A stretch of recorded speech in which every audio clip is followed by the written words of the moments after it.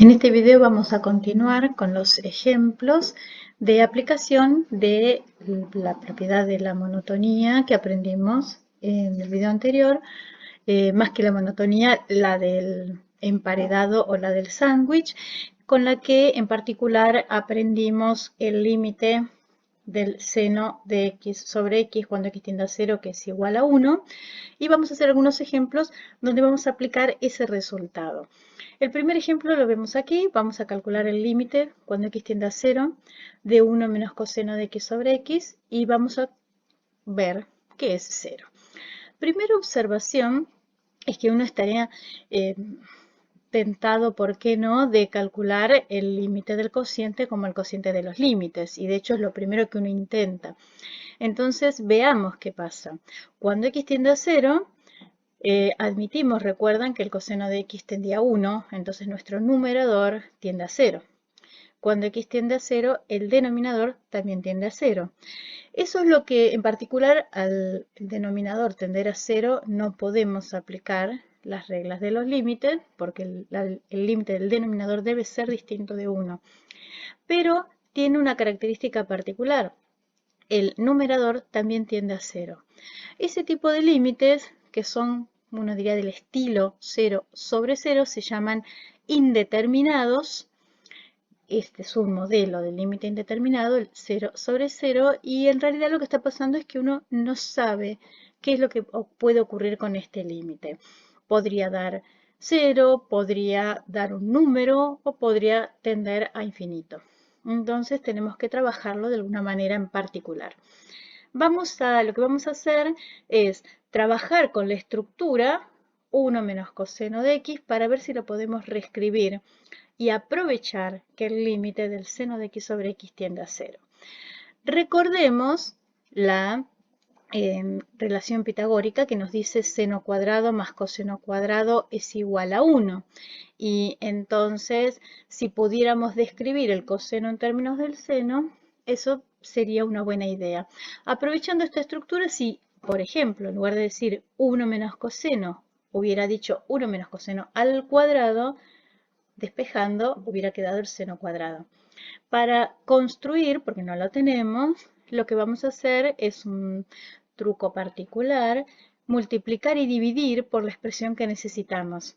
Cuando queremos que aparezca una diferencia de cuadrados, esto se llama en general multiplicar y dividir por el conjugado, haciendo una referencia a lo que pasa con los números complejos, pero en particular porque si acá está restado y multiplicamos por la suma, aparece la diferencia de cuadrados. Si estuviera sumando, uno multiplicaría por la resta y aparecería también la diferencia de cuadrados. Entonces vamos a multiplicar y dividir por el 1 más coseno de x y observen, en el numerador queda 1 menos coseno cuadrado, en el denominador tenemos x por 1 más coseno de x. Ya de por sí, entonces, ¿qué tenemos? Ya en el numerador tenemos lo que queremos. 1 menos coseno cuadrado es seno cuadrado. Escribimos entonces el límite para x tendiente a 0 de 1 menos coseno de x sobre x y vamos a escribir este cociente como una multiplicación adecuada. Teníamos un seno cuadrado, entonces escribimos seno de x sobre x, seno de x, 1 sobre 1 más coseno de x, y vamos a intentar aplicar ahora sí las propiedades de los límites. Antes voy a hacer una observación, porque yo multipliqué y dividí por 1 más coseno de x, pero no me pregunté si 1 más coseno de x era 0. Si llega a ser 0, estamos haciendo una operación prohibida. Entonces, vamos a observar que en realidad no estaba ocurriendo eso, porque 1 más coseno de x igual 0, que sería equivalente a pedir coseno de x igual a menos 1, y aquellos números x en radianes cuyo coseno es menos 1, sabemos que tienen la forma pi más cualquier vuelta, y que se indican del modo 2k pi con k entero. Y estos números realmente están lejos del 0. Recuerden que estamos tomando límite y eso significaría que x se acerca a 0. Y fíjense que ya nomás con k igual 0, el primer número es pi. que está suficientemente lejos del 0. Así que estamos habilitados de haber hecho esa multiplicación y división por 1 más coseno de x. Y ahora veamos cada uno de los términos que formaban ahora esta multiplicación. El primero es el seno de x sobre x, que probamos que tendía a 1. El segundo término es el seno de x, que también probamos que cuando x tiende a 0, tiende a 0. Y el último tiene la estructura 1 sobre 1 más coseno de x, esto es un cociente. Arriba tenemos una constante y en el denominador tenemos 1 más coseno de x. El límite de la suma es la suma de los límites y cada uno de ellos existe, y eso es cierto. Coseno de x, cuando x tiende a 0, acuérdense que por ahora dijimos que lo vamos a asumir válido, es 1. Entonces, 1 más coseno de x, ¿qué límite tiene? Cuando x tiende a 0, sería a la suma de los límites. 1 más 1, 2, distinto de 0. Y eso nos permite entonces decir que el límite de este cociente es el cociente de los límites igual a 1 medio. Aprovecho para ver que usé como dos maneras distintas de escribir el límite cuando x tiende a 0 de la función que fuera. También a veces, para escribir un poco menos, van a ver que aparece esta estructura. Y aquí estamos diciendo que cuando x tiende a 0, la función tiende al límite correspondiente. O sea que esta flechita que apareció acá es otro modo de escribir la palabra límite cuando x tiende a 0 de la función, y también lo utilizamos. Entonces, recordemos que habíamos escrito a 1 menos coseno de x como este producto de estas tres funciones. Cada uno de ellos tiene límite. El límite del producto es el producto de los límites. 1 por 0 por 1 medio, 0. Y probamos el límite de nuestra función, efectivamente es 0. Hagamos otro ejemplo. Analicemos el límite de la tangente de x cuando x tiende a 0. Una vez más uno querría iniciar esto viendo a ver si podemos usar, que es el cociente de los límites. Pero cuando x tiende a 0, la tangente, que es seno sobre coseno, tiende a 0. X tiende a 0, volvemos a tener una indeterminación del estilo 0 sobre 0. Y una vez más intentaremos aprovechar el límite conocido seno de x sobre x, que es 1. ¿La tangente quién es? Escribimos la función. Estamos viendo el límite de seno sobre coseno por 1 sobre x. Como en la que conocemos seno de x sobre x, el producto es asociativo y es conmutativo. Podemos entonces escribir esto de una manera más útil para lo que estamos haciendo. Seno de x sobre x por 1 sobre coseno de x. Y una vez más ver si cada uno de estos términos tiene límite para poder aplicar la propiedad de que el límite de un producto es el producto de los límites. El primero de los límites es seno de x sobre x, que habíamos visto que tiende a 1. El segundo es 1 sobre coseno de x. Como coseno de x tiende a 1, que es distinto de 0, el límite de este cociente es el cociente de los límites. Así que, perdón, finalmente, el límite de la tangente de x sobre x quedó como este producto de los límites, 1 por 1 igual a 1. Fíjense, ya que estamos, el ejemplo anterior era una indeterminación de estilo 0 sobre 0 que nos dio 0. Esta es una indeterminación del tipo 0 sobre 0 y nos dio 1. Bien, como ejemplo siguiente vamos a demostrar, aprovechando que el límite del seno de x, seno de x es 0 cuando x tiende a 0, que lo probamos. Y el límite del coseno de x, que cuando x tiende a 0 es 1, que lo asumimos, vamos a probar que en realidad el límite del seno de x cuando x tiende a cualquier x0 es el seno de x0. La evaluación, en este caso, de la función seno en x0. Y de la misma manera que el límite del coseno de x cuando x tiende a x0 es el coseno de x0.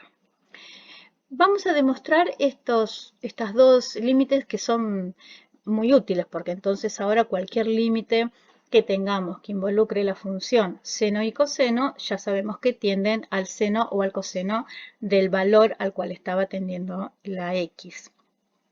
Y lo vamos a hacer aprovechando el seno y el coseno de una suma. Y para eso vamos a hacer una observación previa que es muy útil para muchos límites, para este en particular, pero también para otros, que consiste en lo siguiente.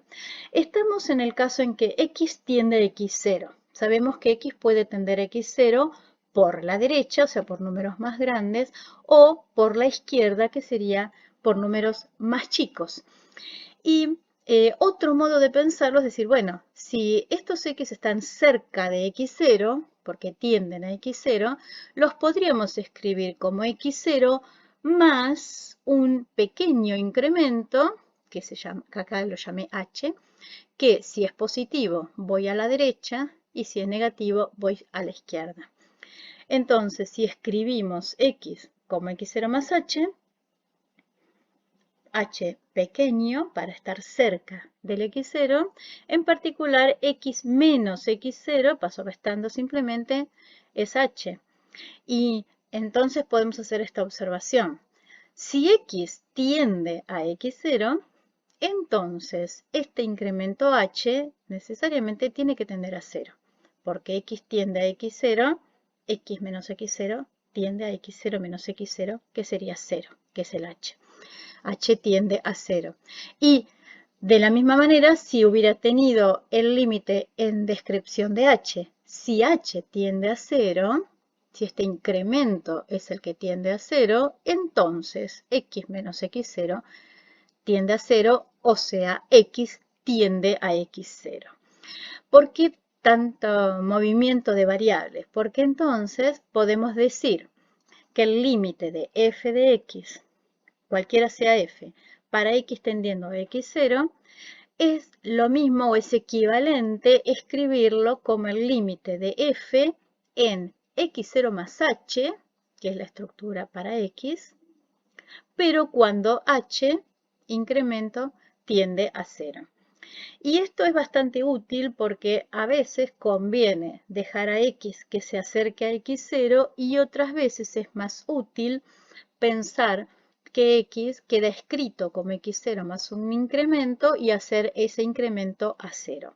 En este caso, para lo que queríamos probar, es más útil esta estructura. ¿Por qué? Porque vamos a aprovechar el seno y el coseno de una suma. Entonces, vamos a trabajar.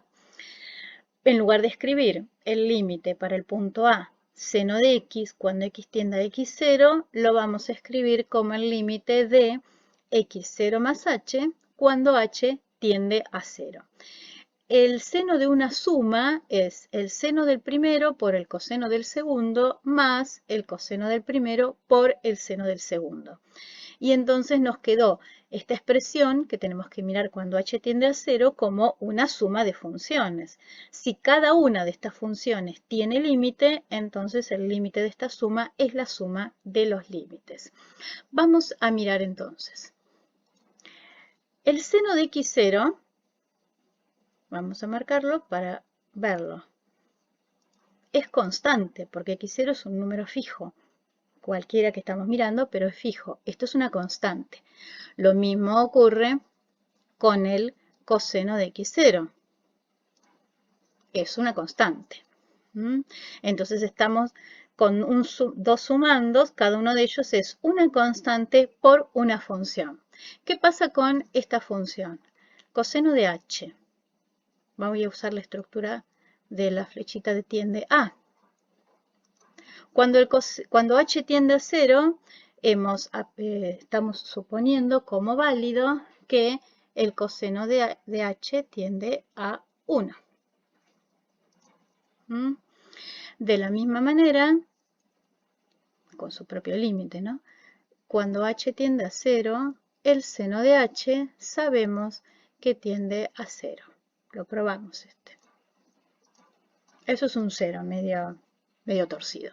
Bueno, entonces ahora sí podemos usar que el límite de la suma es la suma de los límites y que límite de constante por función tiende a la constante por ese límite. O sea que este límite tiende a seno de x0 por 1 más coseno de x0 por 0, o sea, seno de x0, que era lo que queríamos demostrar. Y de la misma manera podemos trabajar con el coseno de x. Escribimos en lugar de x tiende a x0 del coseno de x, a la x como x0 más h va a tender a 0. Ahora, ¿quién era el coseno de una suma? El coseno de una suma es el producto de los cosenos menos el producto de los senos. Una vez más, hemos logrado escribir esta función como una suma, una resta en este caso, de dos funciones. Si cada una de ellas tiene límite, el límite de esta resta es la resta de los límites. Fíjense que otra vez cada producto tiene un término que es una constante, el coseno de x0, allí y acá, en el segundo término, el seno de x0, que son constantes. Y las funciones que quedan involucradas, el coseno de h, cuando h tiende a 0, tiende al coseno de 0, que era 1. Ay, me va a salir. Ahí está. 1. Y el seno de h, cuando h tiende a 0, tiende a 0, cosa que probamos. Y por lo tanto, eso es un 0, una vez más. El límite de esta resta es la resta de los límites, es coseno de x0 por 1 menos seno de x0 por 0, o sea, coseno de x0. A partir de ahora, entonces, podemos incluir dentro de los límites de funciones que conocemos a dónde tienden el seno y el coseno cuando x tiende a cualquier número en particular. Hagamos un ejemplo para aprovechar esto que acabamos de demostrar. Si quisiéramos calcular el límite de coseno de x sobre x más 4 cuando x tiende a pi sobre 2, lo que vemos es que tenemos primero un cociente. Entonces trataremos de usar que el límite del cociente es el cociente de los límites si ambos existen y el denominador no tiende a 0. En el numerador tenemos el coseno de x. Bueno, el límite cuando x tiende a pi sobre 2 del coseno de x, acabamos de probar, es el coseno de pi sobre 2. El coseno de pi sobre 2 es 0. Ese límite existe. ¿Qué pasa con el denominador? El límite cuando x tiende a pi sobre 2 de x más 4, esto es una suma, cada uno de estos términos tiene límite, tiende a pi sobre 2 más 4, que es un número en particular distinto de 0. Entonces, estamos en condiciones de aplicar que el límite de un cociente es el cociente de los límites. Entonces, esto nos quedó 0 sobre pi sobre 2 más 4, en este caso 0. Un segundo ejemplo hagamos. Calculemos el límite cuando x tiende a pi sobre 4 del seno de x más 3 por coseno cuadrado de x. ¿Qué tenemos acá? Primero, una suma de funciones. Intentaremos utilizar que el límite de una suma es la suma de los límites si cada uno de ellos existe. El primer término es una función que tiene límite, acabamos de probar. La segunda es producto de una constante por una función. Sabemos que ese límite es la constante por el límite de la función. Y la función coseno cuadrado de x, que la podemos pensar como coseno de x por coseno de x, cada una de ellas existe. El límite de un producto entonces es el producto de los límites. Con lo cual este límite existe a donde tiende al seno de pi sobre 4, porque recién probamos que el seno de x tiende, cuando x tiende a algún número, al seno de ese número, seno de pi sobre 4, más 3 por coseno de pi sobre 4 al cuadrado. De paso, recordemos, porque estos son como ángulos notables de los que uno recuerda cuánto vale el seno y el coseno, pi sobre 4 y representa la bisectriz del primer cuadrante, donde estas dos expresiones son iguales, porque correspondería a la recta igual x del plano coordenado. Y usando que seno cuadrado más coseno cuadrado es igual a 1, uno puede comprobar que ese número, seno de pi sobre 4, coseno de pi sobre 4, es raíz de 2 sobre 2. Así que este límite nos da raíz de 2 sobre 2 más 3 veces raíz de 2 sobre 2 al cuadrado. Esto es un medio, haciendo el cuadrado. Quedó raíz cuadrada de 2 sobre 2 más 3 por un medio o 3 medios. Pasemos a algo un poquito más para hacer otro ejemplo. Y vamos a enunciar una propiedad muy útil que seguramente fue demostrada en el video de propiedades de los límites. Sale muy fácil por definición de límites justamente, que es la siguiente, que el límite de una función cuando x tiende a un número x0 es 0, si y solo si el límite de su valor absoluto también es 0, cuando x tienda a x0. Una propiedad bastante razonable y útil. Hagamos bien, miren el ejemplo. Hay un par de ejemplos para ver. Supongamos que esta es una función f, la que está en negro. El valor absoluto de f sabemos que tiene como gráfica una reflexión sobre el eje de las x para aquellas imágenes que eran negativas. Entonces, aquí la función queda tal cual. En este tramo se refleja a los números positivos, en este tramo queda igual, en este vuelve a reflejarse y en este queda igual. Esa es la gráfica del valor absoluto de f.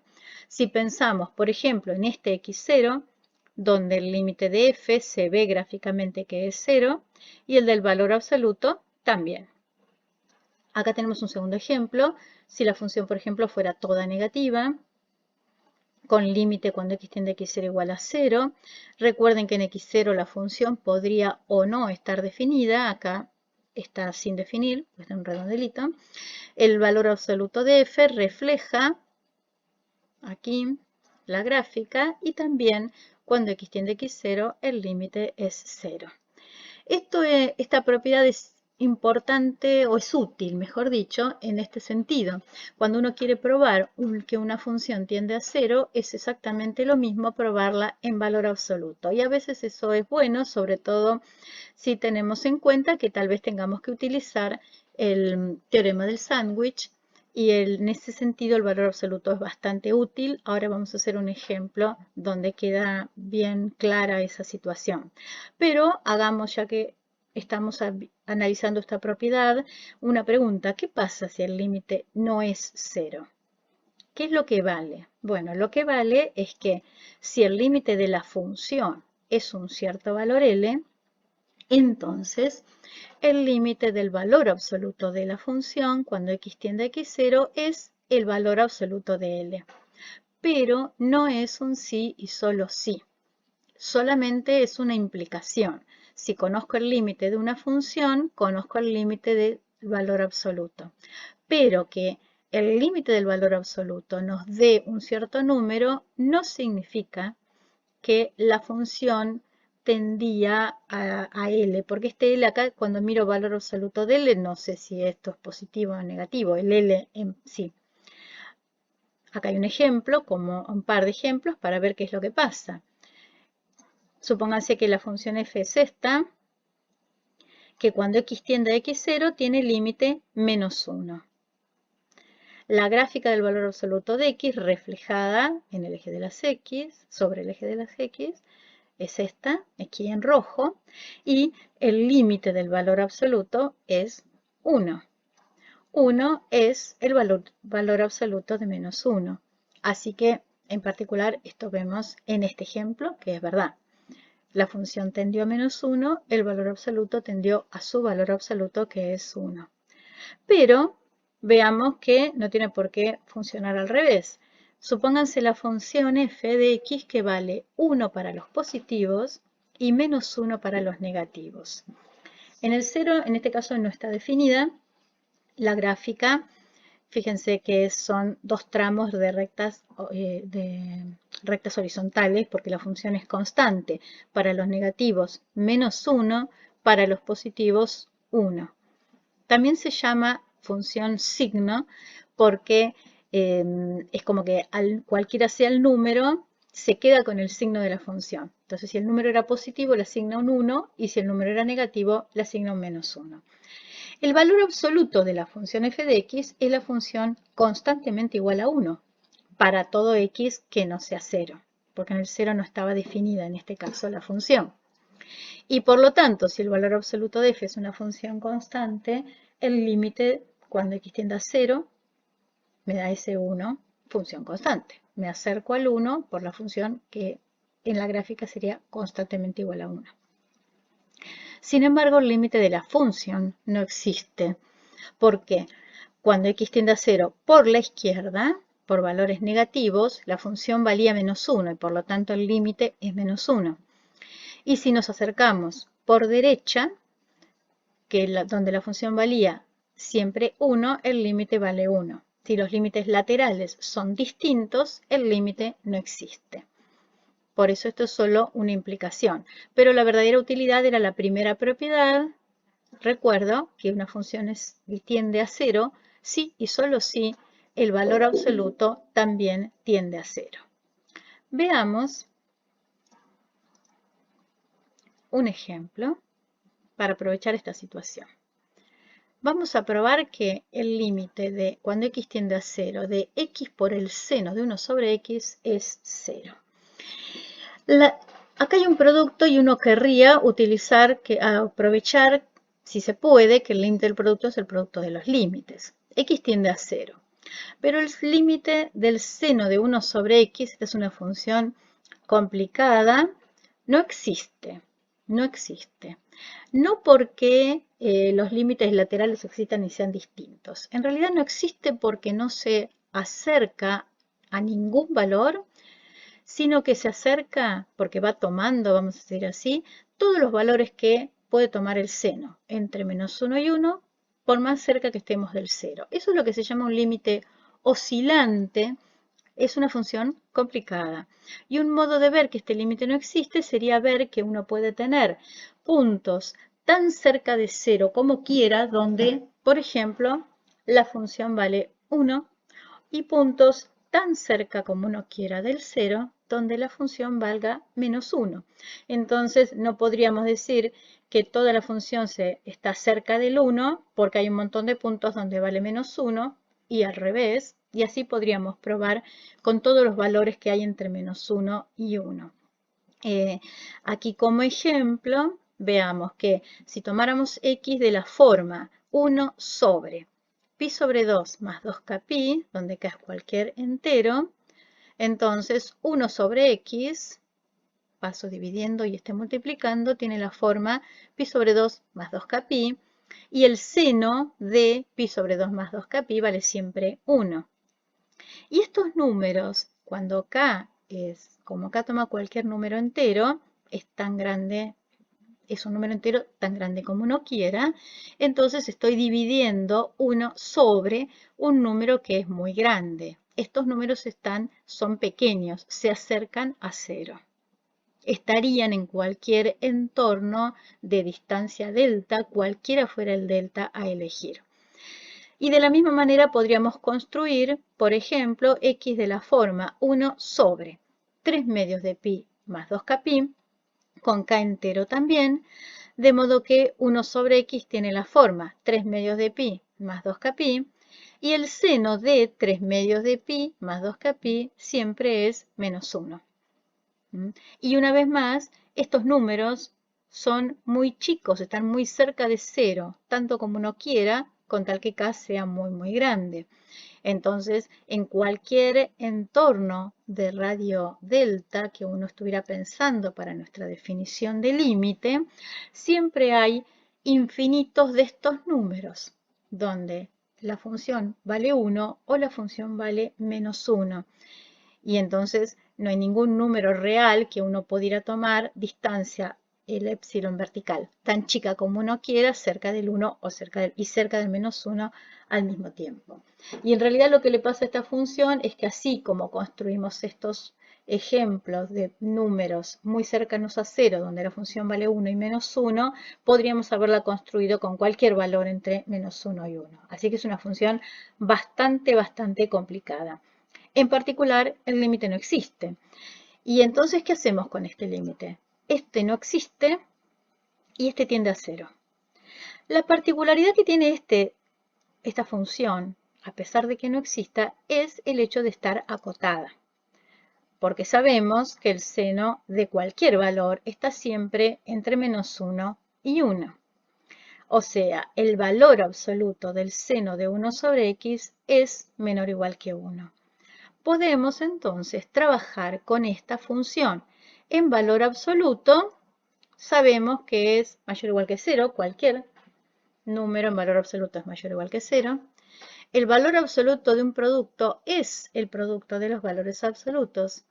El seno en valor absoluto está acotado por 1 y entonces este producto es menor o igual que el valor absoluto de x. Si ahora pensamos esta como función, una función, valor absoluto de x, cuando x tiende a 0, tiende a 0. Y del lado de la izquierda, la función es constantemente 0. Así que cuando x tiende a 0 porque es siempre 0. Por lo tanto, ¿qué hemos probado? Que esta función está encerrada entre dos que tienden a 0. Cuando x tiende a 0, por lo tanto, el límite del valor absoluto es 0. Pero por la propiedad que enuncié hace un ratito, si el valor absoluto de la función tiende a 0, la función tiende a 0. Hay otro modo de pensar este límite que se los cuento, es un poco más trabajoso. Les conté primero la opción 1 porque realmente facilita las cuentas, pero uno podría haber trabajado de esta manera. Sabemos que el seno de 1 sobre x, el seno de cualquier cosa en realidad, está entre -1 y 1. Vamos a construir nuestra función. Nuestra función es x por seno de 1 sobre x. Deberíamos multiplicar por x toda esta desigualdad. Pero si x es positivo, la desigualdad no se altera. Si x es negativo, la desigualdad cambia. Así que necesitamos hacer por separado ese análisis. Cuando x es mayor que 0, multiplicamos por x toda la desigualdad no cambia, y nuestra función x por seno de 1 sobre x quedó encerrada entre la función menos x, una función g, y la función x, que es una función f. Cuando x tiende a 0 por la derecha, que era lo que estábamos mirando, g de x, o sea, menos x tiende a 0, x tiende a 0, y entonces, movemos un poco, cuando x tiende a 0 por la derecha, podemos afirmar que el límite es 0. Ahora, cuando x es negativo, al multiplicar por x cada término de estas desigualdades, las desigualdades se invierten. Entonces, lo que nos queda es que menos x es mayor o igual que x por seno de 1 sobre x, que es a su vez mayor o igual que 1 por x. De todas maneras, se tratan de dos funciones, f y g, una se llama x, la otra se llama menos x, y cuando x tiende a 0 por la izquierda, las dos expresiones de todas maneras tienden a 0. No hay que asustarse que aquí queda menos x mayor o igual que x, porque como x es negativo, menos x es el que es positivo. Eso está bien. En definitiva, hemos probado que el límite lateral por derecha es 0, el límite lateral por izquierda es 0 y por lo tanto el límite de la función es 0 también. Ven que llegamos al mismo resultado, obviamente, pero tuvimos que hacer un poquito más de trabajo porque hubo que separar x mayor a 0 de x menor que 0. Mientras que al mirar la función en valor absoluto, con una sola cota, con una sola desigualdad, pudimos obtener el resultado. Hagamos un ejemplo más. Para la utilidad de esto, pongamos este ejemplo, calcular el límite cuando x tiende a 2 de x menos 2, dice aquí, al cuadrado sobre el valor absoluto de x menos 2. Intentemos ver qué pasa con cada uno de los términos. Cuando x tiende a 2, x menos 2 tiende a 0, elevado al cuadrado también. Y en el denominador, cuando x tiende a 2, x menos 2 tiende a 0 y el valor absoluto tiende a 0. Otra vez encontramos un límite del estilo indeterminado 0 sobre 0 que tenemos que trabajar de alguna manera. Vamos a hacer lo siguiente. Pensemos, arriba tenemos x menos 2 al cuadrado, así que es como tener x menos 2 por x menos 2 sobre valor absoluto de x menos 2 y voy a pensar en este producto de funciones. Esta no tiene problema alguno. A ver qué ocurre con esta. X menos 2 sobre valor absoluto de x menos 2, ¿qué le ocurre? Bueno, si x menos 2 fuera positivo, que el valor absoluto es el x menos 2, ese cociente da 1. Pero si x menos 2 es negativo, el valor absoluto le cambia el signo, sería menos x menos 2 y al simplificar queda un menos 1. Es decir que la función para x mayor que 2 es 1, para x menor que 2 es menos 1. Y es una función que no tiene límites, parecida a la función signo de hoy, ¿verdad?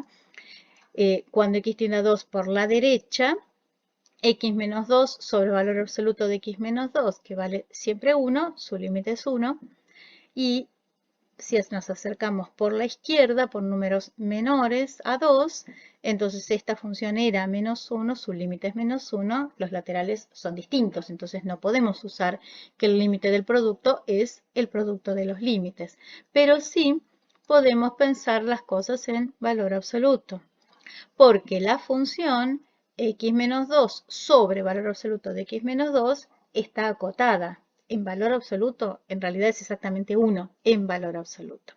Entonces, si llamamos por un minuto f de x a toda la función en la que estábamos interesados por ver qué le ocurre, entonces la miro en valor absoluto, el límite del valor absoluto de f de x cuando x tiende a 2, escribimos lo que es, y de acuerdo a las cuentas que hicimos recién, como x menos 2 sobre el valor absoluto de x menos 2 era 1 o menos 1, en valor absoluto es exactamente 1, nos queda el límite cuando x tiende a 2 del valor absoluto de x menos 2, que es 0.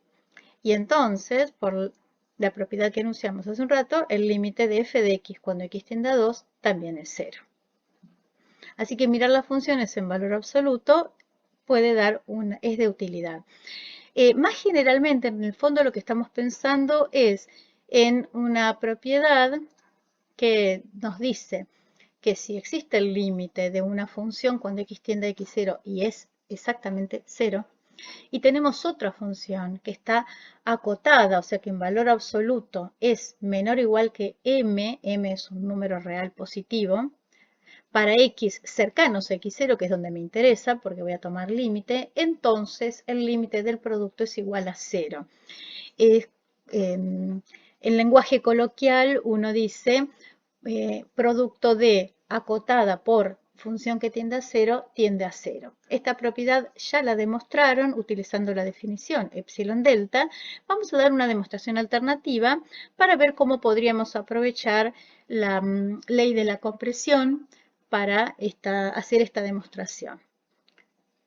Entonces, si para valores cercanos la función estaba acotada, supongamos algo así, como que si x está a distancia de x0 en valor absoluto, la distancia siempre es en valor absoluto, perdón, en menor que a, positivo estricto porque no me interesa x0, y suponemos que el módulo de g de x allí es donde es menor o igual que m, entonces el valor absoluto de nuestra función, f por g, que es mayor o igual que 0 porque todo valor absoluto es positivo, lo podemos escribir como el producto de los módulos, esta es una propiedad del valor absoluto, y acotar el módulo de g de x por la constante m que lo hacía. Nos queda m por el valor absoluto de f de x. Esta es una nueva función, h de x, que estaría definida, a nosotros nos interesa por lo menos para x menos x0 a distancia menor que este número a, que esto es más que suficiente para tomar límite cuando x tienda a x0.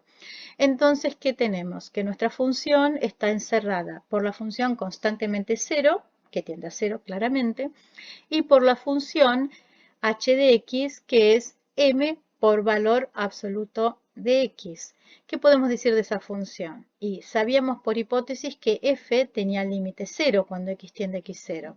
Eso implica, por la propiedad 1 que enunciamos hoy, que el valor absoluto de f de x también tiene límite 0. Y, por lo tanto, también tiene límite 0 m por el valor absoluto de f, porque el límite de constante por función es la constante por el límite de la función. Entonces podemos aprovechar la propiedad de la compresión para afirmar que el valor absoluto de f por g cuando x tiende a x0 es 0 y una vez más usando la propiedad 1 el límite de la función sin el valor absoluto también es 0. Esta propiedad es muy útil no solo para los ejemplos que hemos hecho. En general, si uno tiene una función acotada y otra que tienda a 0, vamos a poder afirmar que el límite de ese producto tiende a 0.